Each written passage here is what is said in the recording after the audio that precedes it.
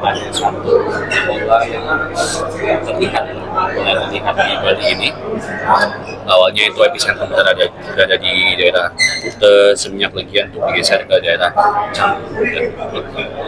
Tapi itu hanya memindahkan traffic, memindahkan pemusatan, bukan meratakan. Jadi itu harus menjadi concern utama, bagaimana bisa dibuat sistem maupun supporting infrastruktur yang bisa memecah hal itu, sehingga yang ada kalau misalkan mendapat penambahan sektor pariwisata atau tempat pariwisata baru, itu bukan memindahkan tapi memecahkan, sehingga distribusi soal nanti konsumen, distribusi soal kepadatan penduduk, dan juga soal traffic itu bisa lebih merata lagi.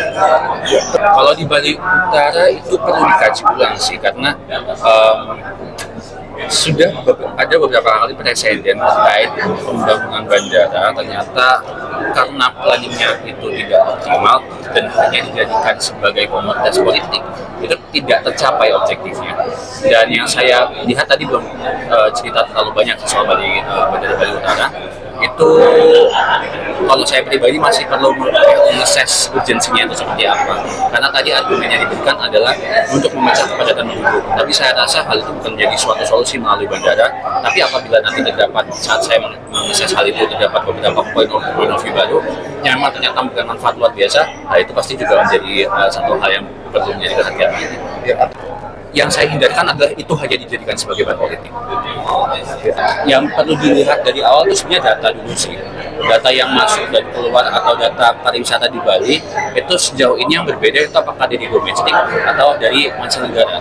Karena kedua hal itu tipenya beda. Nanti apabila udah ketemu kira-kira mana yang itu menjadi penyumbang kekurangan terbesar sejauh ini, itu baru nanti kita kasih treatment di situ. Kalau untuk domestik tentunya nanti akan dibantu oleh Kementerian Pariwisata yang seharusnya menjadi salah satu fokus di situ, karena Bali sudah menjadi epicentrum pariwisata sejak berpuluh-puluh tahun lamanya. Apabila kalau soal mancanegara, itu berarti nanti memang perlu ada promosi kreatif yang perlu dilakukan di Bali ini, dan juga penghidupan hal-hal baru serta pelestarian budaya, karena Bali ini memang sangat kuat dan kekayaan budayanya.